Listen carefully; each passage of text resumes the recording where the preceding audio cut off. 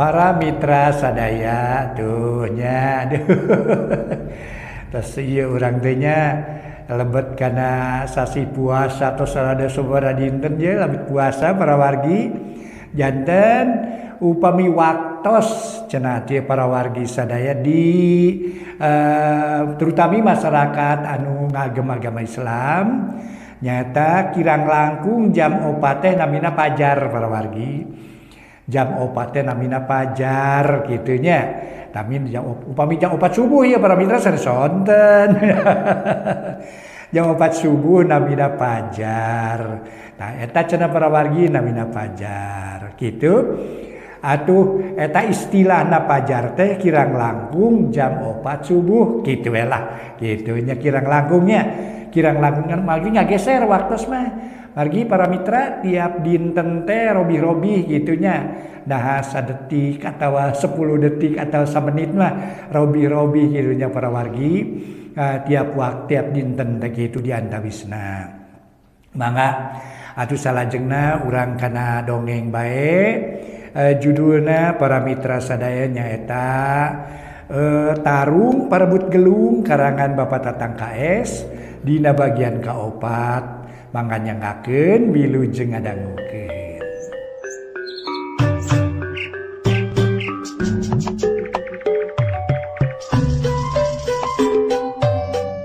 Para mitra anu mulia, wilujeng tepang dangu sareng acara matuh dongeng enteng pang beberahmana. Mang Jaya sapara kanca bade neraskeun hanca dongeng nu katunda carios nyambung judulna nyaeta Tarung Parebut Gelung. Ieu dongeng karangan Bapak Tatang KS alias Watatang teh. Ayeuna teh nincak bagian kaopat. Para mitra mangga urang lajengkeun deui hanca dongeng nu katunda kamari carios nyambung judulna nyaeta Tarung Parebut Gelung. Dina judulna geus kagamar mangga ieu mah leuseur tarung tangtos para wargi sadaya.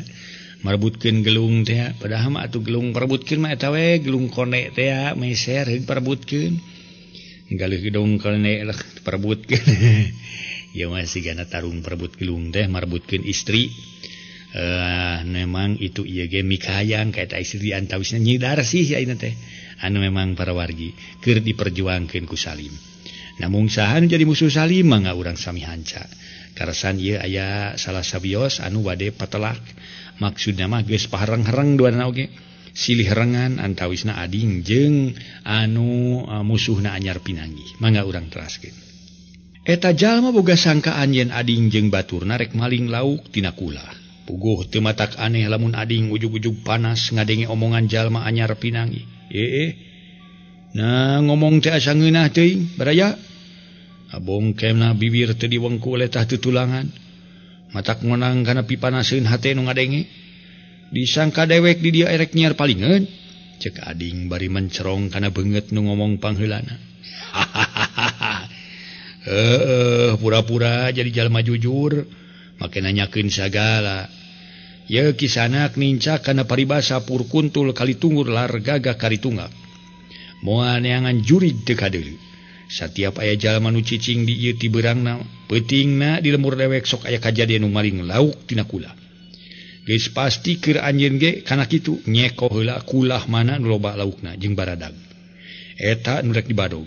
Temana geus mimiti basa-basana kasar. Rei beungeut ading kontan beureum kadorong ku pi amaraheun. Nyangka dewek ngajedog di dieu atawa lunta ka dieu teh rek babadog sia ha? Cek ading nyentak. Lain nyangka ngan ieu mah guru bukti. Satiap aya manusia anyar pinangih ku malangpreng ka dieu, tara gagal sok aya nu kapalingan. Temana tetep boga sangkaan ka ading jeung baturna rek ngalampahkeun jahat. Pugu ading beuki nafsu. Kurang ajar sia begu. Ye ari kudu dicaritakeun mah euy ka hareupeun setenterung si laing ye. Dewek jeung sapada batur aya lunta ka dieu, lain lantung tamuh laku, lain lunta tanpa sejat.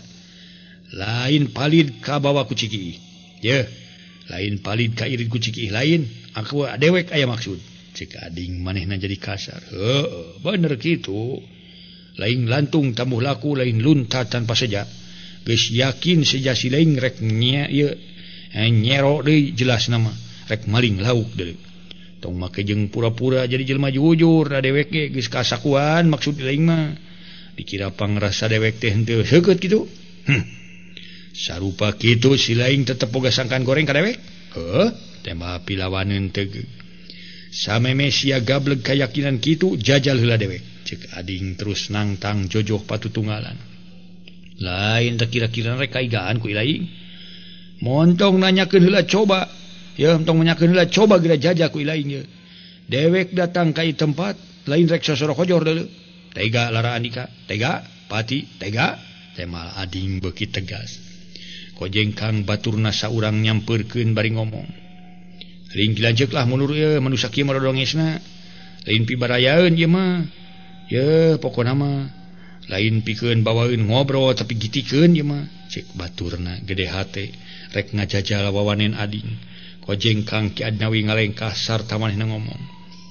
gampang jeung adi dewek mah sia kunyang butengi lamun satu tanda ilaing leber wawanen beunghar ku pangabisa sugih ku pangarti aya urang pada nyekel sabuk milang tatu urang paheula-heula ngarak-rak iga jeung dewek deuleu ceuk Ki Adnawi tuluy singkil bener sia Badawi ontong make tatanya heula sia lasun geura gempurkeun peureub sia deuleu tema Ki Adnawi nangtang atuh puguh we pilawaneun jadi panas tong boroning aya kukubuk tingkat Ki Adnawi sanajan teu geus pasti bakal dijajal kalawan teu ngalobakeun micieun waktu pilawaneun geus miheulaan nyerang ngirimkeun jurus mungaran di lempeng kana beungeut sedang Ki Adnawi siga nu tenang manehna mangajega nunggu panarajang nu jadi lawan sabrut kilek Ki Adnawi rikat ngadoyongkeun awakna geblos gempuran ti pihak lawan ngabulasin ukur notog angin nu ngahiliwir jeleng Ki Adnawi luncat kan rada lega kilek lawan malik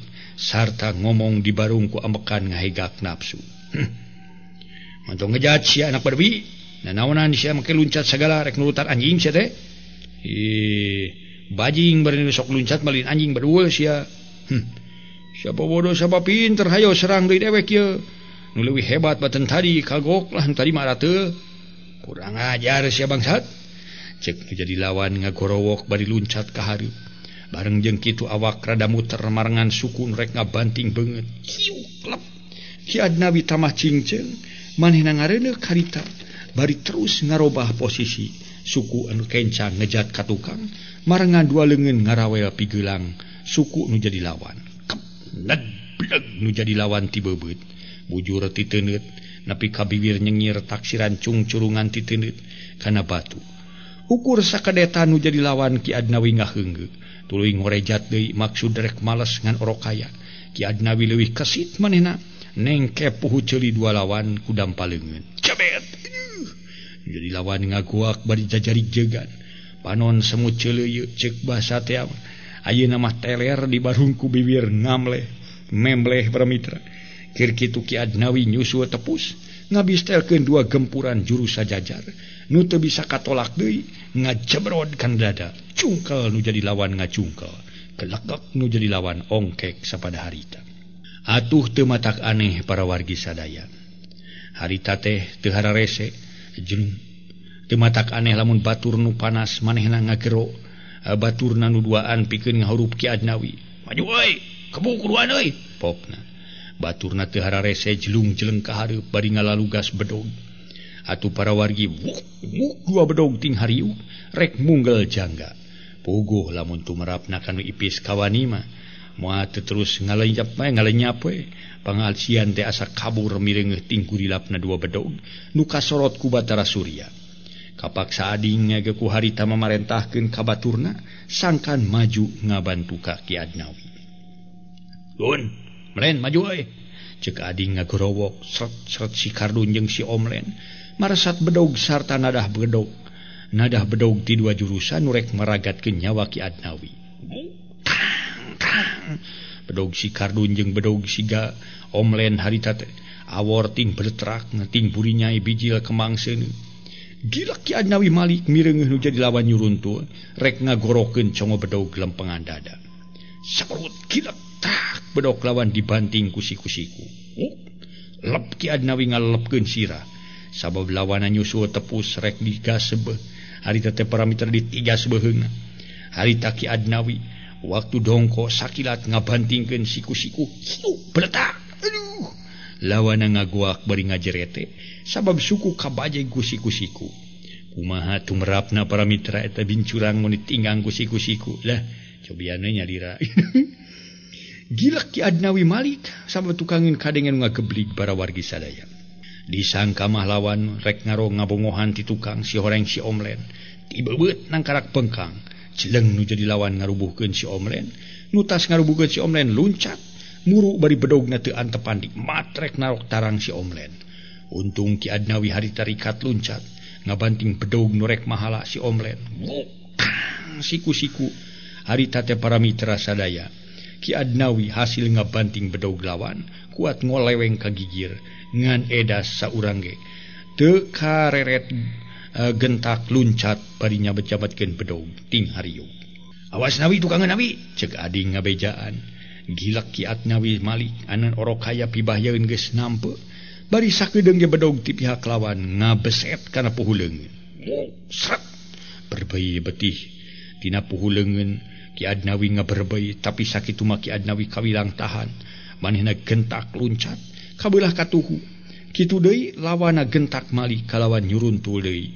Ayeuna mah para mitra sadaya nu rek harita teh nyuruntul deui ku ayeuna mah rek nirukeun congo bedog di tukang.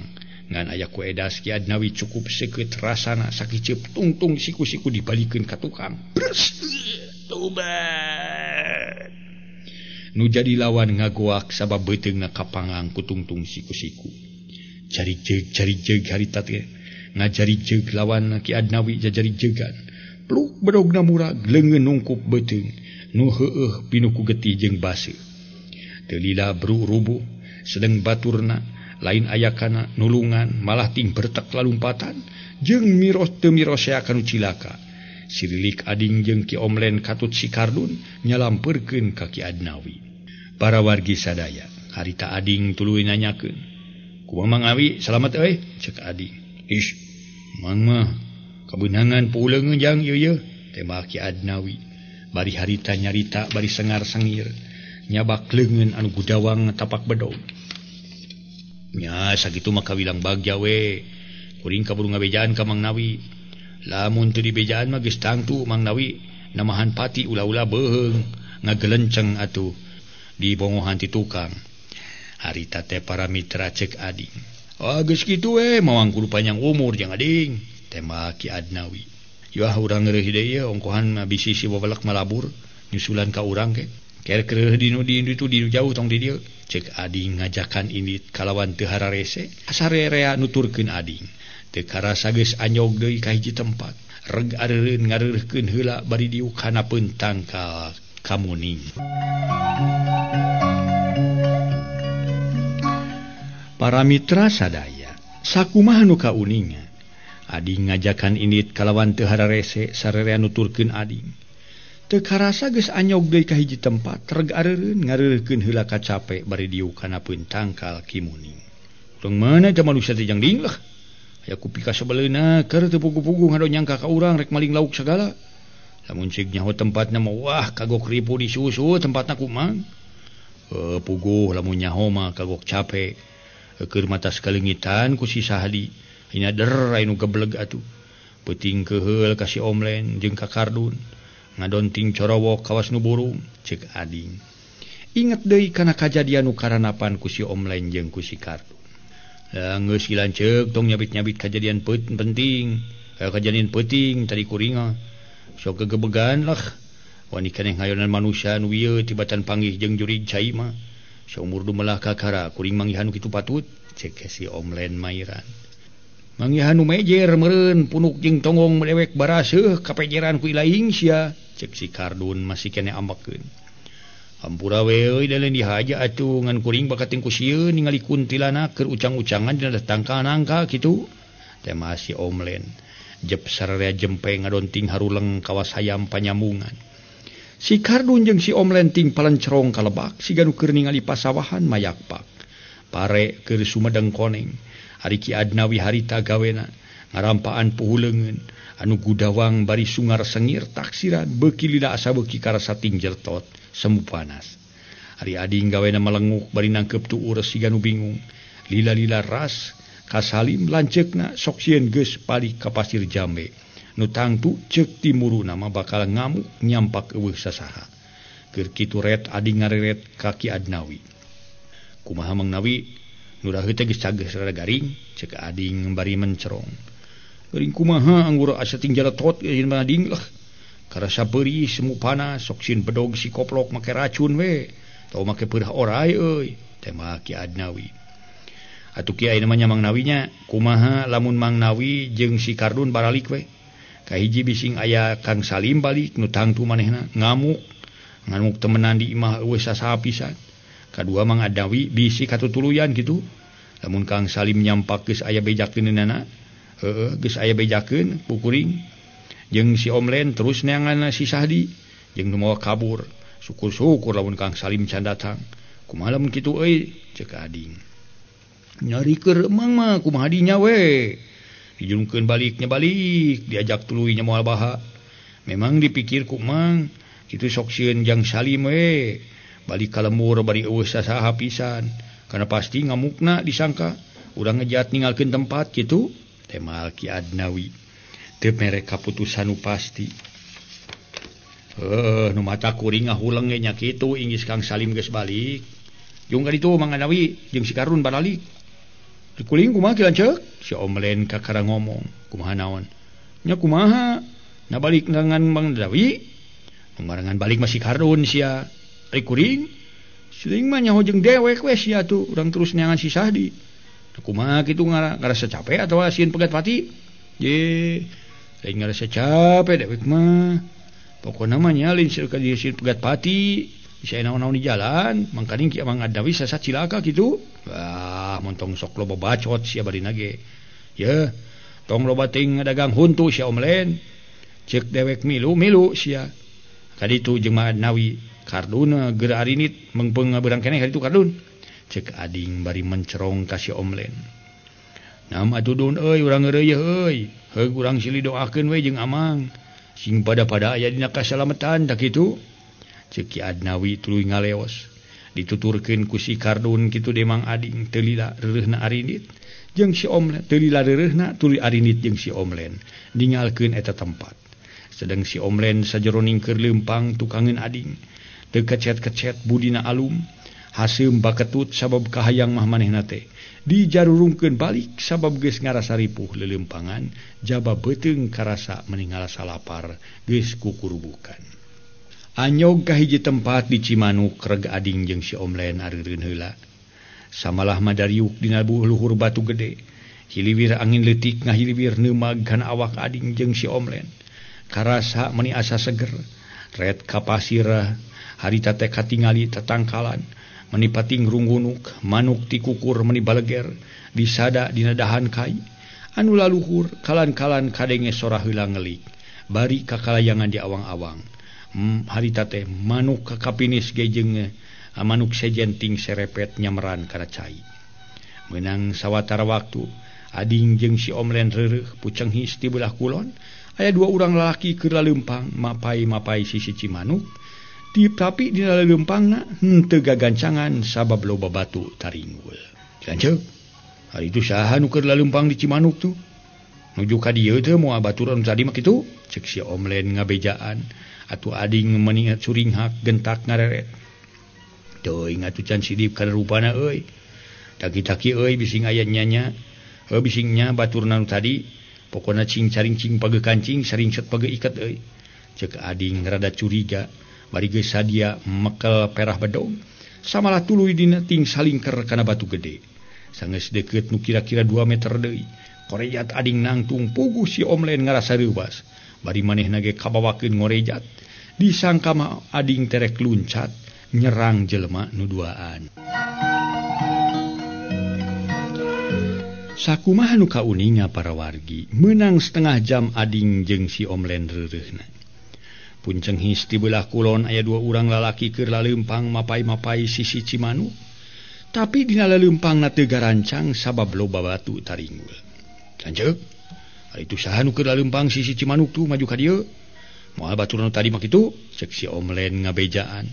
atuh ading curing hak gentak ngareret teuing can sidik kana rupana tak tiap bisingnya baturan tadi cek ading rada curiga bari geus hadia nyekel perah bedog samalah tuluy ting salingker kana batu gede sanggeus deukeut nu kira-kira 2 meter deui korejat ading nangtung pugu si Omlen ngerasa reuwas bari manehna ge kabawakeun ngorejat disangka ading mah luncat nyerang jelema nu duaan sain omo rek kemarana ading ngagegero kadua urang lalaki anu dicuriga tadi si horeng babaturan katelah ngan misah lembur puguh nu digeroan rugreg areureun bari ngalieuk paromana semunu reuwas geuning ading jeung si Omlen aya di darieu keur naraon ieu teh cek Sain malik nanya bari terus nyampeurkeun aduh puguh dewek ngadon aprak-aprakan nu maksud mah nyusul si Sahdi teh malah ading rada humaneuar Sahdi mana kitu tanya Sain neuteup kana beungeut ading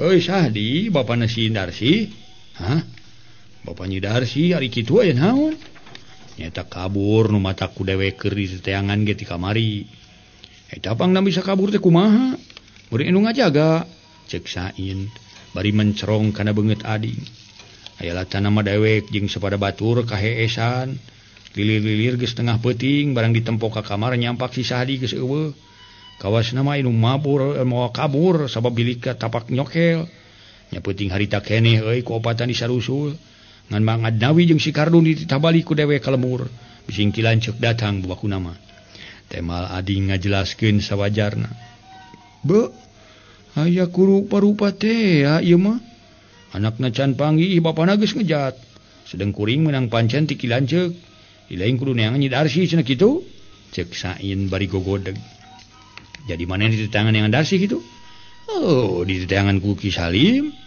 hari Kang Salimna ka mana kateuing ka mana na mah ti kamari ge can panggil deui jeung dewek teh kieu ieu mah urang babarengan jeung dewek neangan Nyi Darsi jeung Mang Sahdi bapana sugan we duanana bisa kapanggih pan lumayan geus kitu mah urang kerja sama mun duanana kapanggih can ceuk paribasana sagala dipigawe ku urang nya syukur we ngan aya batur paku kumaha di jalan yo atuh urang jalanna mapai sisi lembur atawa mapai yang gede rek kumaha maneh ayeuna urang tumpak parahu we euin kabeneran itu aya parahu cukup opataneun cek ading bari nu nyuk ka lebak kabeneran aya parahu leutik paragi nu ngalakeusik tah kabeneran aya parahu yo atuh cek Sain menigiak jerut tarurun ka lebak kalawan teu ngalobakeun nu dipikir deui opatanana tarumpak parahu geuleung parahu maju ka tengah bari diolah ku Omo jeung Sain beuki kahilir parahu majuna beuki tarik sabab cai nu sakitu tarikna kadenge ting belek-bek ting saleor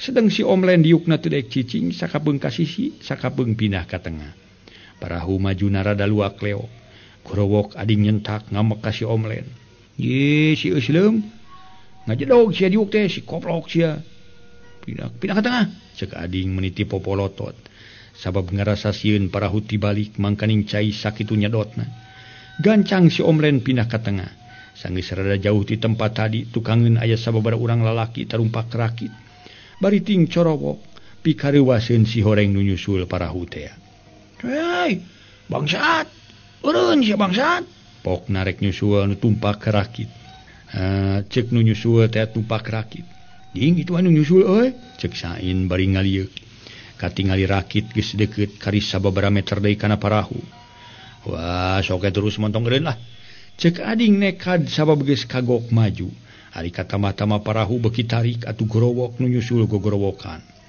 bangsat rasakeun sia lamun teu degeureun sia cek saurang jalma nyebutkeun bangsat beuki lila rakit beuki deukeut keduk rakit ngageduk kana parahu nepi ka majuna gagaleong ayo urang serang cek ading nekad bari ngorejat nangtung kitu deui si Omlen ngorejat sedang Omo mah tetep ngolah geus kitu jelung-jeleng ading katut Sain oge si Omlen laluncatan kana rakit geus kitu meder dina rakit tarung bedog ti ditu ti dieu but-bet ting hariuk ting belentrang harita alawor mata kahapi paureun ujug-ujug pada gararang sigana para mitra toh pati jiwaraga teu gimir pegat pati teu ringrang pegat nyawa da pugu pada kaancikan ku hawa setan nutu mapel nutu mempel kana ragana masing-masing modar sia bangsat pihak lawan nuker di singharepan ku ading ngagorowok bari bedog di emat rek nigas punuk. Muklep ading rikat ngalalepkeun sirah samalah terus depak setengah ngabebeutkeun maneh kana rakit. Kuat ka rakit ngagibeg korejat ading cengkat bareng jeung malikna nu jadi lawan suruntul ading nyuruntul rek ngagorokeun congo bedog ka pihak lawan. Ngan orokaya nu jadi lawan teu eleh rikat ngadoyongkeun awak keblos seseukeut bedog ading nyamos ukur niruk gelebugna angin. Seak nu jadi lawan malas ngaheumatkeun bedog nu maksudna rek nigas tak-tak kilek tang. Bedog ading awor dipake nadah bedog pihak lawan purinya bijil kembang seuneu. Pihak lawan nyusul tepus rek nigas cangkeng. Berek ading depak bareng jeung kitu bedogna teu antepan ngolebat di hanap rek ngabajeg suku pihak lawan. Belesur pihak lawan ngajaul miceun pibahyaeun. Celek nu jadi lawan ayeuna mah napak deui kana rakit. Kakarage ading ngorejat geus sabrut manten nu jadi lawan narajang bari nyuyukeun congo bedog lempeng pisan kana beuteung. Puguh we lamun ading kurang-kurang nama para mitra carancingesan geus moal hanteu kapangang manten ku congo bedog. Ngan bubuhan ading geus kagemleng dina bab ulin persilatan. Kilek ading ngalegot atuh nu jadi lawan nyolontod ana malik deui teu kanyahoan gempuran peureub kenca ading hasil ngahancat tulang iga. Jabrod koleang kejebur pihak lawan tiga jebur. Kerebek-kerebek nu jadi lawan ading kekerebekan. Pucung hul sirahna mucung hul deui gigireun parahu nuker diolah ku si Omlen. Barang rek ngarawel sisi parahu kareret ku si Omlen. Atuh teu tatapasini deui sirahna dibanting ku pangola. Hiu beletak. Aduh. Para mitra kaum dangu nu jadi lawan ngagoak tuluy ngoloyong ka hilir. Kerebek-kerebek lep ngalalep teu muncul deui taksiran terus ngarelep sabab cai nu sakitu jerona jeung ting belek-bek ting burial. Ongkohan geus deukeut ka leuwi. Cenah ceuk urang dinya mah disebutna leuwi dalem. Jeleng saurang deui luncat maksudna rek bebela pati ka baturna nu ti teuleum. Bedog ngolebat rek ngahanca punduk. Bedog ading jeung bedog lawan awor. Nepi kaduanana parotong ku rosana nyabetkeun bedog. Lung nu jadi lawan ngalungkeun bedog potong teh terus nyabut peso balati tina sela-sela beubeur. Kitu de ading ngalungkeun bedog potong ngucuprak kana cai jeung terus taki-taki di barung panon manco kana congo balati teh. Peso balati disubat sabetkeun ka sisi kagigir rek ngabeset beuteung. Ngan orok kaya ading leuwih cingcing miceun pibahyaeun ku jalan ngalugat legot awak. Peso nyabet lempengan beheung lep. Sirah ading halalep sabrut pihak lawan malik narajang nyudukeun congo peso balati. Kilek celeng ading luncat ka beulah katuhu nu jadi lawan nyolonton. Keur kitu ading teu mere kasempetan pisan leungeun kenca ngabanting punduk lawan. Hiu jabrod bruk rubuh nangkuban. Samalah pesona ngacleng ka cai. Tapi teu lila korejat nangtung sabrut ading miheulaan ngirimkeun gempuran. Lempengan beungeut ngan hanyakal gagal sabab nu jadi lawan cukup rikat ngabalieurkeun beungeut. Keblos gempuran ading ngageblos samalah tulang iga ading dibadung ku si kulawan. Dek cari jeug ading ku waktu ieu. Ngajari jeug keur kitu disusul tepus beungeut ading dibanting ku suku. Syak jabrod jungkel ading ngajungkel nangkarak bengkang. Gabrug awak ading dirontok. Beung ading dicekek nepi ka beungeutna semu geuneuk. Kalawan geus ampir-ampiran hese ngarenghap deui. Tapi sanajan bari jeung kitu, ading masih kene bisa hoja gado nu jadi lawan disurungkeun harita keneh ku dua dampaleungeun. Nepi ka saeutik-saeutik nu jadi lawan ngadang heuak. Lila-lila ngajungkel ka tukang. Korejat ading nangtung meh bareng jeung ngajorelatna nu jadi lawan. Ngan orok kaya ading leuwih kesit ngajong gado. Jabrod. Aduh. Kejebur lawan ngagejebur ka cai nepi ka teu muncul deui tuluy ngarelep. Waktos nasib.